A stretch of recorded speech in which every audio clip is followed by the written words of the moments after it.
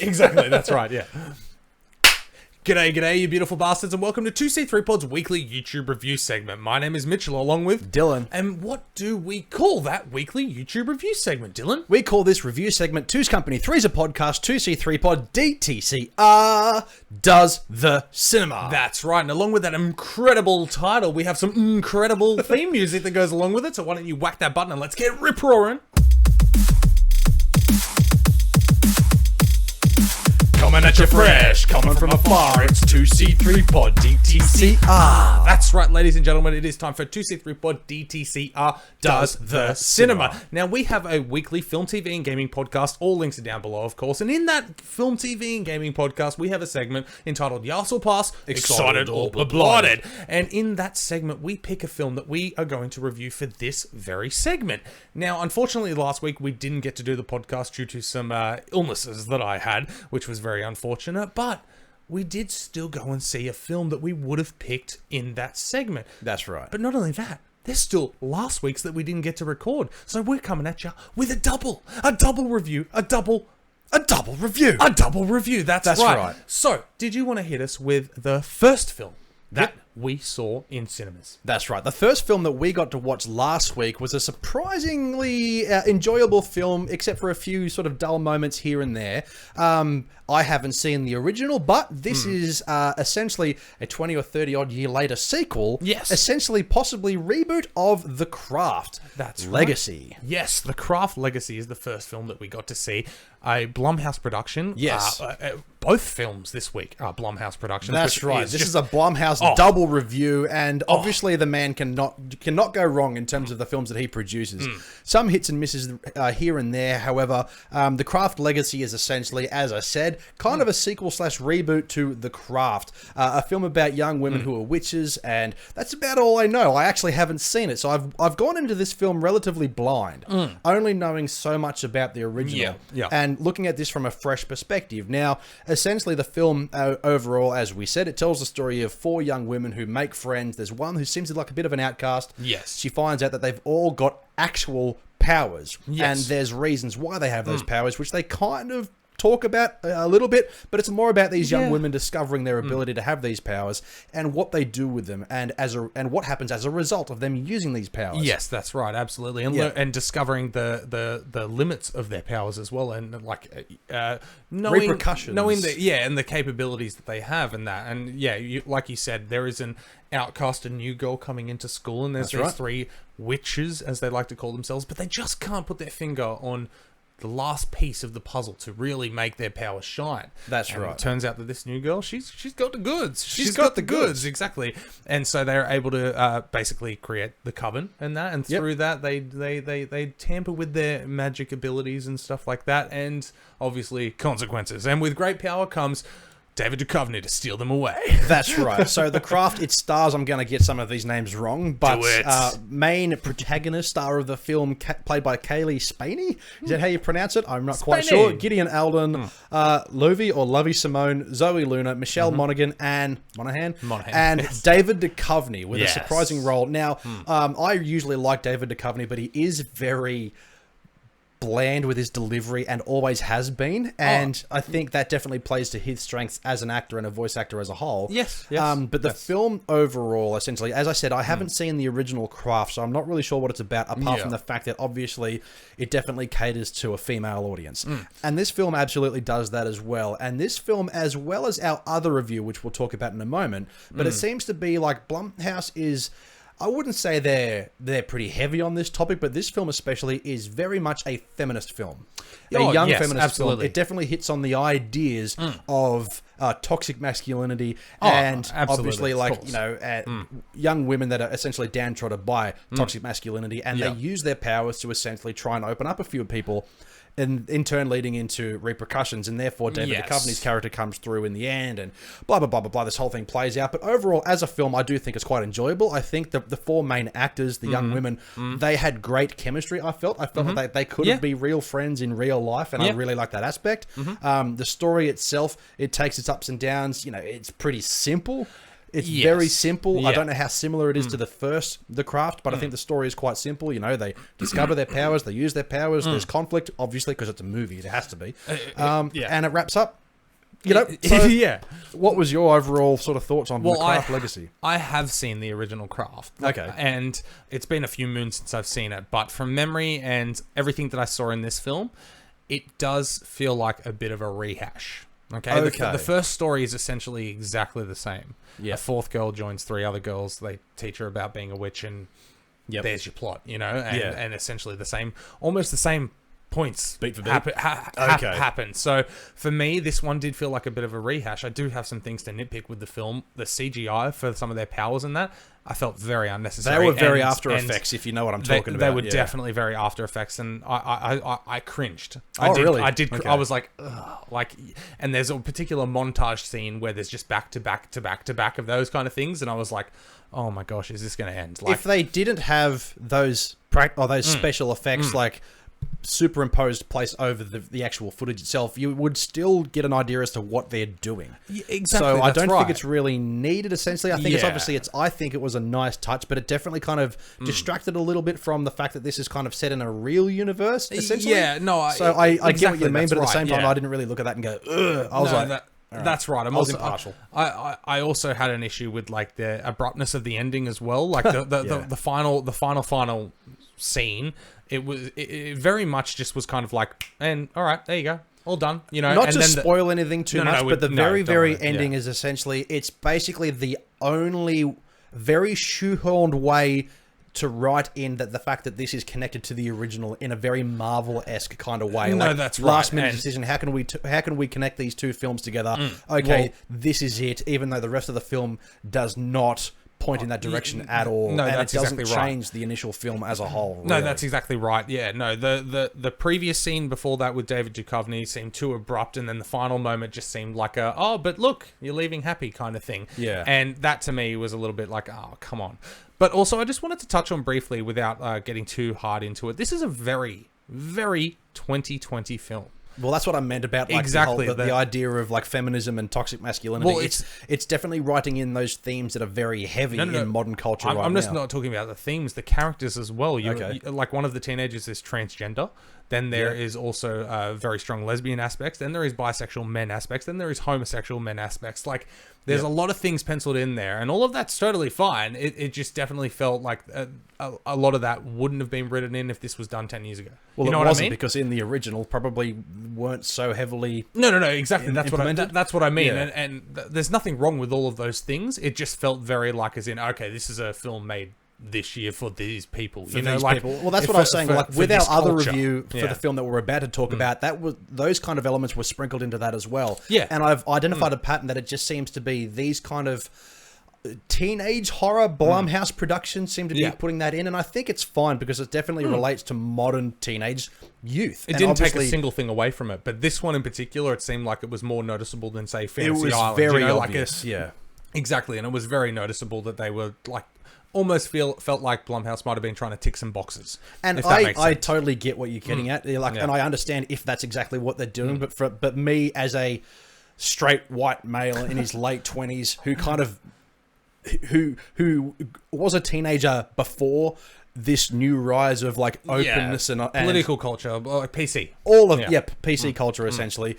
Like I'm accepting that the fact that these films are going to continue writing these types of characters and these types of plot points, so I've gotten used to that now. Exactly. It was just one of those things where I felt like they ticked too many boxes almost, like whereas regularly there's a few things penciled in there and you just don't even think about it. There's a gay character there, there's like a lesbian over here, and it's just kind of okay, but this is like every single character has a particular trait. I felt like it was a pretty obvious attempt at them to tick all of the boxes. Yes, and David Duchovny's character in particular being like the stepdad who's very straight up toxic masculinity eccentric. So essentially each character has a very one note tone about them, and they each tick that box that you're talking about.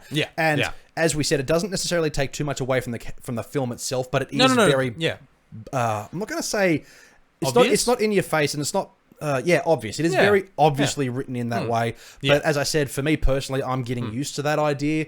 Even though I'm kind of past that, I'm definitely getting used to that idea. But overall, I found the film quite enjoyable. There were some funny moments. Like, I get the repercussions and... Of course. So, but overall, if I have to give this a rating out of something, I give it probably a 6 out of 10. As I said, like, there's 6 points to it being an overall enjoyable film. The story did make sense. It just loses a few points with those types of things being very heavy-handed onto the plot itself. And also those final moments where the conflict starts to resolve, and the third act where there is conflict between, like, these girls and the main antagonist was very lackluster and underwhelming. I feel like if they had an extra 10 minutes and they bumped the budget up a bit, they could have done something a bit more spectacular to make it seem that there was a bigger threat. And there really wasn't. But overall, if you like these kind of films, check it out. No, absolutely, that's right. I'm going to go in the same vein as you, but I'm going to go a 5. Okay. Because I did feel like, having seen the first Craft, it did seem a bit rehashed. Yeah. So that would be the extra point. Everything else that you said that negatively affected your rating, I completely agree with. In saying that too, in terms of like going as a rehash on the original film, the tiny little bit of research I did after watching this film, The Craft wasn't a big success back in the day. Not and at it was all. more of a cult classic. So the fact that this got a sequel has to have been written by fans of the original, and they wanted to make their own version. Fair enough, a lot of the story beats are the same. But in saying that too, that comes along as the same aspect of regular reboots. If somebody tries to do something completely new with a previous IP, and they do something completely different, aka RoboCop, it gets ripped to shreds. Exactly. But then they come through and do a remake of the thing that people already liked, gets ripped to shreds. Exactly. So there's no winning there, really, apart from a modern take on a previous story. So if those who like The Craft 1 may like The Craft 2, but if they're like you, they may go, you know what, I'd rather just watch the original. Exactly, and I could have gone either way with that. But as we always say on the podcast, it won't take away. Exactly, it won't take away from the original. You've always got that to fall back onto. That's right. But anyway, now, double BLUMHOUSE. What's our next film? Don't look at the title of the thumbnail.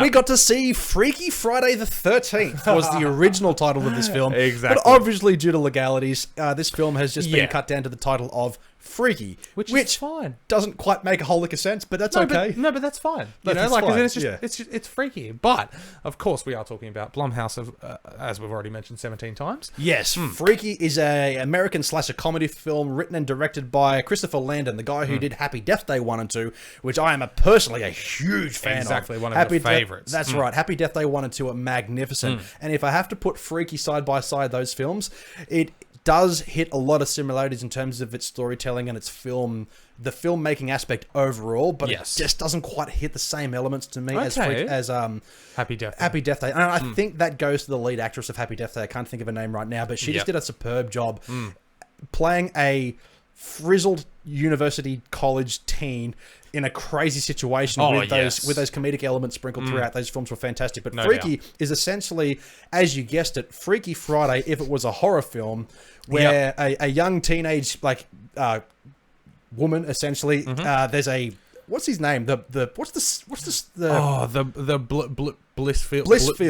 Butcher. The Blissfield Butcher makes a presence every number of years, or very cliche horror character returning every number of years to kill kids at a prom. Yes, and along with that story, that it's grown into that urban legend that's been like the stories. He's not real, the boogeyman. Yeah, and it's been told like that. Oh no, but back in 1972, and they're like, oh, he'd be like 60 now. He can't be like, like that's right. There's all of these urban legends, but nobody really believes it. But turns out he's real. So very early on in the film, it does explain how the soul transferal of these characters does occur. I won't spoil that for you, but there's a very good reason. Is it? Yeah. In the trailer where he stabs and then you see the... Oh, yeah, but how he gets the thing. Oh, no. Oh, you're talking about the opening scene? The opening scene. Now, we've spoken before in these reviews about opening scenes capturing our attention. The opening scene to this has an amazing hook, and it definitely makes you feel like if these... like the antler. Yeah. If these guys, if Blumhouse Productions and Universal in particular were to come out with a brand new Friday the 13th film, Jason Voorhees film, they would nail it, because the opening scene of this film is very reminiscent of that. Yes. And I think if it was pushed into the more hard R aspect and less comedic value, it would really hit. But obviously this film being half and half slasher horror as well as comedy, it is toned down in certain elements, but it is also very violent. Anyway, the Blissfield Butcher is back this year, and he Catherine Newton plays the young woman who's a bit of a nerd. She gets bullied. She's downtrodden. She's kind of like an outcast at school, but has her tight clique. Has her tight click, that's right. But then, obviously, the Blissfield Butcher, played by Vince Vaughn, Vince motherfucking Vaughn, stabs her, which is in the trailer. They swap bodies, and then they have to figure out how to get the bodies back before they're trapped in the bodies forever. And then between there and there, they go on this wild adventure on how the fuck... Oh, and also Vince Vaughn playing the body-swapped character. People are comparing this to Jack Black's character in Jumanji, where he swaps characters with a young woman. Yeah. I think this is just as good, and there are some scenes where I'm like, holy shit, that was performed to a T. I enjoyed this more than that performance. Absolutely. I thoroughly enjoyed Vince Vaughn, and I'm sure he had a fucking blast. He would have had a blast. There is enough in there where he got to play a dead set serious serial killer and actually like dive into being an absolute animal, a physically imposing presence, exactly, and like then, a Michael Myers-esque. That's right. There's sprinkles of that. No, that's exactly right. Yeah, and then also getting to dive into the world of a 16-year-old girl, and you can see, or you can almost see the joy in his face and his performance, where he loved this. He absolutely loved this. But not only that, let's give a shout out to Catherine Newton. Okay, I personally thought she did fantastic. The earlier scenes, it's like she was just playing herself, obviously being a young high school girl. Yeah. But then seeing her don that leather jacket and have the facials and the becoming a psychopath inside. Right. It was great. When they swapped the roles, Vince Vaughn just played a 16-year-old teenage girl to a T. The voice and the mannerisms were fantastic, and the camaraderie between her friends, that tight clique, was awesome. And you can tell that Vince Vaughn was having a great time. I gotta say, but then Catherine Newton on the other side of that, when she had the leather jacket on and she was the impending force, she also rocked it. Yes, no, absolutely. She knocked it out of the park, and it looked like she was having fun doing that and stepping up to that position. But you mentioned the friendship connection and all of that as well. I've forgotten my point. Like, immediately I've forgotten my point. No, exactly. That's right. And yeah, it was fantastic. Anyway, great film. So it's going to be twisting you until the end. I know. I'm going to randomly, like I said, all right, thanks.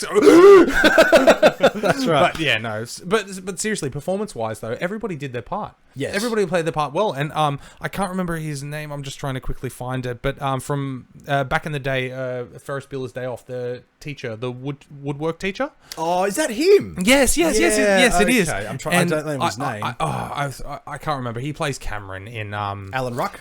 Alan Ruck, thank you so much. Yes, he is one of those people, every time I see him, I smile. Because I picture Ferris Bueller's Day Off and playing Cameron with all the allergies that he's got and all of that. He was a dead set cunt. Yeah. He was a cunt, and he made me hate him. And I'm like, you're doing that perfectly because I love you, but I hate you right now. People getting killed so well. People being killed, like brutally murdered in a high school, is a very downtrodden trope that a lot of horror films. Absolutely. But this film does definitely take that element, but also shows the blood and gore and the violence when necessary. I was going to say, we need to touch on those kills. Alan Ruck's character as the asshole wanker, uptight woodwork teacher who definitely has a vendetta against Catherine Newton's character, gets his comeuppance later on in the film, and there's a little tease of it in the trailer, and I was worried, how are they going to do this? They did fine, straight down the middle with that. They did fine, and if you're a fan of the gore in these horror films, and sometimes comedy horrors don't live up to what they should be if it was a slasher film. That's right. These ones, all of them do. And I feel like all of them. There's a perfect balance too, because it's not just from start to finish. Like there are some violent moments which are kind of off camera a little bit, and that's okay. But then when they really want to hit home with it, like they'll show you. I always I will forever now refer to Low Down Dirty Criminals, where it's not just a comedy with a weird placing bit of violence where it's kind of off-putting. You expect it in this film, and it hits right at the perfect moments. And when it happens to those who you already hate. Exactly, that's right. So it makes you like it even more. Do you remember the very first kill in this film? Yes. With the wine bottle? Yeah.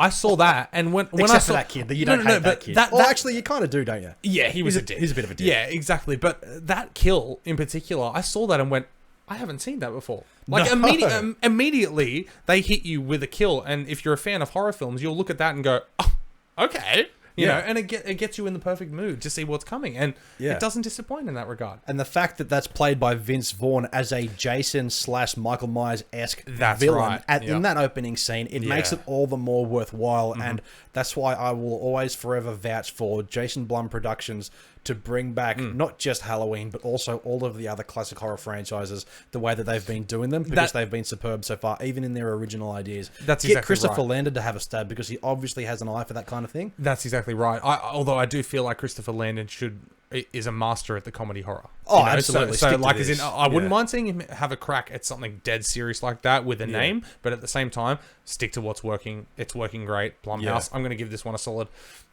8.5, 9 out of 10. Like, just personally, I just enjoyed it. I'm not sure where it loses that other point. Yeah. But more or less, I just can't bring myself to give it a 10. That's but the I thing. feel like everything about this film worked for what they were trying to do. Absolutely. Yeah. This is definitely not an Oscar attempting film. That's That's what right. I love about these, is that they can be, they're not perfect films, but they are. You remembered your point? No, but I just remembered. Do you remember from the podcast about 6 or 7 months ago, Stephen King wanted Vince Vaughn to win an Oscar for this film based off the trailer? Well, that's right. Now we've actually been able to see this, And he did phenomenally. He's not going to get an Oscar, but still, like, it was. It's phenomenal. a great performance in a film that is essentially a schlocky action comedy slasher film, and that's what it exactly is set out to do. That's exactly what it does. And as I was saying in the previous review of The Craft, there is those very typical millennial elements written into her friends regarding the gay character, the black character, and how they kind of intertwine. But it's not so heavily handed as it is in The Craft, but it still is in here. But they also acknowledge it as well in that particular scene. Yeah, I'm gay, you're black, we're so gonna die. Like, And I love that they didn't shy away from that. I mean, it's not like it's not an offensive kind of scene at all. But they played to those. There was a few self-aware moments for this film, and it worked perfectly. It fit the storyline well. It didn't feel like, oh, you've punched that in there. Whereas with The Craft, it felt like they punched it in there. You know, they felt like they needed to. This one, everything seemed to fit perfectly. Yeah, absolutely. So thank you very much, Blumhouse Productions, for giving us this film, with Universal being the distributors as well. Yeah. I'm a huge fan of Universal. They just take everything and go, here you go. No, exactly. They're doing so well in the last, like, 12, 24 months. Like, they're knocking it out of the park. Yeah. That's right. I mean, they're not all hits too, but they're just giving us some enjoyable films. Exactly. They're giving us new offerings, and that's what we want. That's right. So overall, I'm going to probably give this a good 8 as well. It just loses those 2 points just from the fact that, like, there are a few moments where, as I said, like, with those characters and the way that they were written in. Did you remember it now? No, I'm just remembering another moment. Vince Vaughn and a teenager in the back of the car. Oh boy! I saw that and I'm like, not going to do that. They're not going to do that. They fucking went there. I couldn't believe it. Yeah. I was sitting next to my wife and I was like, surely not. Surely not. Oh my God. And, exactly. Oh, it's perfect. No, it's perfect. I know. The fact that they did it, I was like, wow. Yeah. Bravo. That's what I'm saying. Like, but not only that scene in particular shows, obviously Vince Vaughn playing a 16-year-old girl isn't exactly like Joaquin Phoenix playing the Joker. It's not, no. Or Adam Sandler playing whatever his name was in Uncut Gems. It's not a completely transformal fucking word. Transformal role. But that scene and how it played out, you could buy in. Like, if they were to give him makeup and long hair, he performed that like an actual 16-year-old girl. Yeah. And it goes to show the talent that Vince Vaughn has as an actor, as silly as the role may have been. Exactly. And it's only an estimated budget. On silent, please. It's only an estimated budget, but this film, $5 million. Yeah. $5 million. That is just like the perfect spending. Made of love. Like, no, that's exactly right. But anyway, that has been our review of The Craft, Legacy, and Freaky. 2 enjoyable films, one less than the other, of course, but both from Blumhouse Productions with our double review this week. So that's right. I'm very thankful for Blumhouse still giving us films in this particular time frame, even though they're holding out on the big ones. Yes, in saying that, obviously, thank you for watching this video. You can certainly find our podcast links all down below. Absolutely. Don't forget to check it out on your favorite platforms. It's easy to find us anywhere, including social media. That's 2C3 Pod. Simple as that. But we have a cliche slogan. Podbean, Spotify, Apple Podcasts, and of course YouTube. Big summer blowout. Leave a comment down below what you think of these films. If you have seen them, what are you looking forward to for the rest of the year? The end of the year is certainly coming up. Oh, yeah. But certainly listen into our podcast, because we're going to have some little Christmas giveaways happening relatively soon towards the end of the year. Ho happy. Ho ho happy. So thank you for watching this video. My name is Dylan, and as always with my co-host Mitchell. And do not forget, we are Two's Company, and you are a video watcher.